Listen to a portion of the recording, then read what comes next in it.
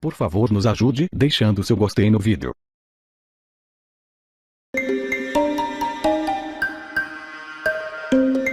A gente fala agora de outra tragédia, uma tragédia natural. O furacão Irma matou 4 pessoas na passagem pela Flórida. Foi rebaixado à categoria 1, mas as autoridades alertam que ele ainda é muito perigoso e pode causar outras mortes e destruição. Às 3 horas da manhã, horário de Brasília, o Irma girava ali no centro-oeste da Flórida, na região metropolitana de Tampa e de Orlando, com ventos de 135 quilômetros por hora. O Centro Nacional de Furacões lançou um alerta de enchentes para toda a costa oeste da Flórida e também para o litoral da Geórgia e da Carolina do Sul. Durante a semana, o Irma vai provocar chuva forte e ventania em todo o sudeste americano.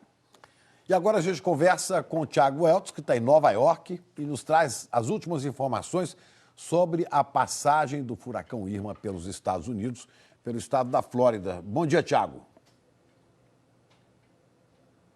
Bom dia, Chico. O governador da Flórida foi bem claro. Ele disse que ainda não é hora de baixar a guarda.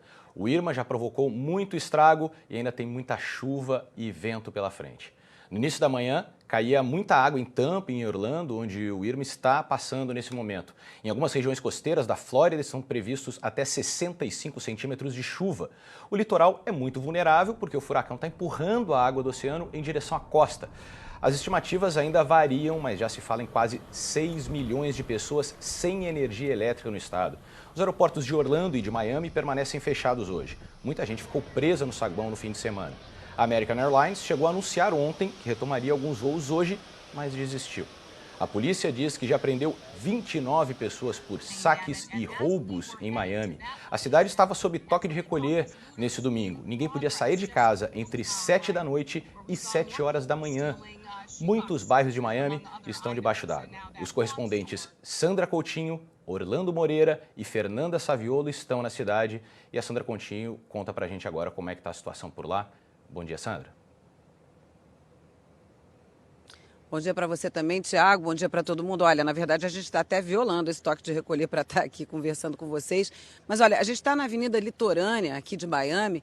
Isso aqui tinha virado um rio ao longo do dia todo ontem. Mas a gente vê agora que a maré começou a baixar. A situação já está mais tranquila. Não está mais ventando tão forte, nem chovendo. Ainda é esperada chuva para hoje. E olha, aqui a gente vê muitas árvores derrubadas no caminho do centro da cidade até aqui. A gente viu isso. Muitas placas no chão, muitas árvores derrubadas, muitos fios de alta tensão e muitos bairros inteiramente sem luz.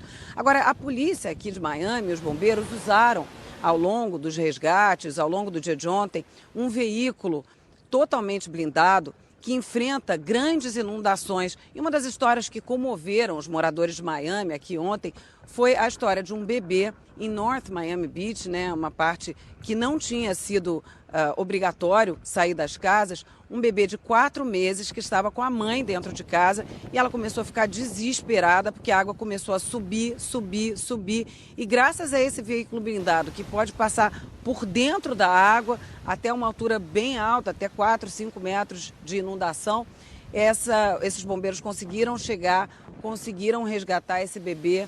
E aí sim a família pôde respirar aliviado. O mesmo veículo foi usado em Palm Beach para retirar 35 pessoas que estavam num prédio que também foi inundado pela força da água. Foi um dia muito complicado ontem por aqui. A gente vai ver na reportagem. A força do vento destelhou esta casa em Miami. Árvores também foram arrancadas. E na parte baixa da cidade, as tradicionais avenidas se transformaram em rios. Imagens gravadas pelo celular mostram as rajadas de vento empurrando a água pelas ruas. Miami, sempre movimentada, ficou completamente deserta neste domingo. A população respeitou o toque de recolher e se abrigou em locais seguros. Entre os poucos que se arriscaram, este meteorologista brigou com a tempestade para registrar uma ventania de quase 200 quilômetros por hora. O repórter também se aventurou no meio do temporal. Esta moradora fez um vídeo do apartamento dela e da entrada do prédio. Ela diz que todo o quarteirão está coberto de água. As pessoas estão apavoradas. Ninguém nunca viu isso antes. Durante o trajeto, Irma castigou a cidade de Naples, na costa oeste, com ventos de 195 km por hora. Em Palm Bay, muitos trailers foram destruídos e os destroços atingiram a rede elétrica. À noite, o furacão chegou a Tampa, provocando ondas de mais de 2 metros de altura. A cidade também registrou um fenômeno raro. Por causa da baixa pressão, o mar recuou mais de 100 metros.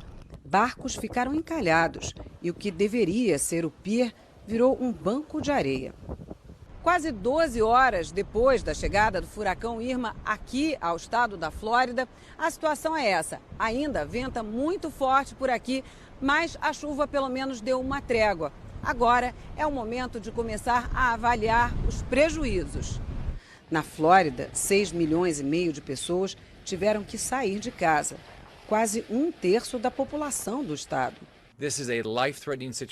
O governador da Flórida, Rick Scott, não mediu palavras para convencer a população a se proteger.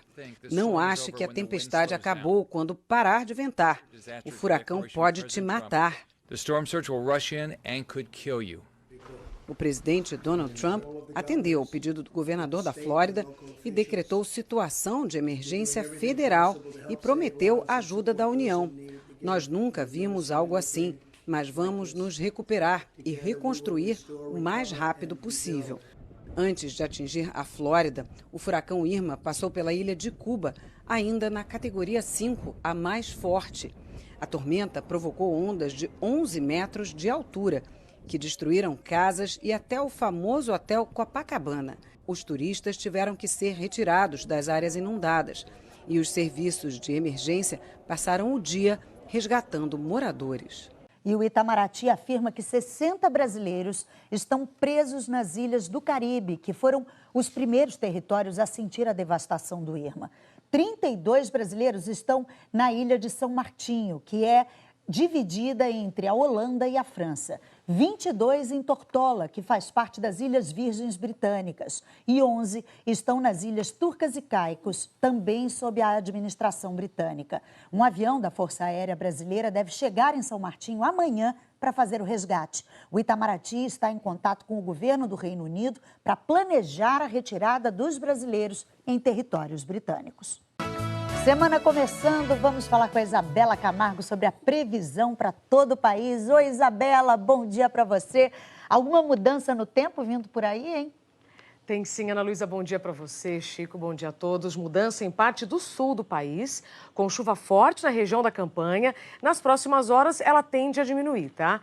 Um temporal de granizo atingiu Uruguaiana já ontem à noite. Veja só. Pedras do tamanho de bolas de ping-pong, sim, caíram em alguns bairros. Estava muito quente, né? Isso quando uma frente fria aí se aproximou. Aí rolou aquele choque térmico que provoca o granizo. Então, essa chuva forte na fronteira com o Uruguai, ela deve diminuir nas próximas horas, mas aí ela se espalha pelo estado gaúcho, sul e oeste de Santa Catarina, oeste do Paraná, e aí também avança. Veja como o nosso mapa mudou, já com uma tendência aí da primavera e do verão, né? Oeste de Mato Grosso do Sul, Mato Grosso, região norte, avança para o norte do Maranhão. No nordeste, a chuva continua entre o Rio Grande do Norte, pega todo o estado de Alagoas, Sergipe e vem até o sul da Bahia. No restante do país, tempo muito firme e onde o sol aparece com poucas nuvens, a umidade do ar fica aí abaixo dos 30%. Sobre as temperaturas, quero que você veja que o calorão não está no Nordeste. As temperaturas estão muito elevadas no Norte e no Centro-Oeste. 38 Cuiabá, 35 Campo Grande, agora veja 40 Palmas, o Tocantins. A média para setembro já é alta, são 35 graus, ou seja, 5 a mais então para esta segunda-feira. 35 em Manaus e aí nós vamos lá para o sul com 10 a menos em Porto Alegre. São Paulo com 32 graus, Rio de Janeiro com 35 graus, Chico e Ana Luísa, são temperaturas mais elevadas do que as que fizeram nesse domingo. Então, quem já sentiu calor no domingo, em São Paulo e no Rio, hoje se prepare que vai esquentar mais. Você vê, né? E nem acabou o inverno, pelo menos teoricamente, né, Isabela? Diga aqui, durante a semana, qual é o seu destaque? Então, já que você falou do inverno, Chico, nessa reta final ainda continua muito seco, especialmente no sudeste. A gente vai ver aqui no mapa que a chuva vai ficar concentrada em parte da região sul. Por quê? Nós temos 2 bloqueios atmosféricos que não deixam nenhuma frente fria avançar.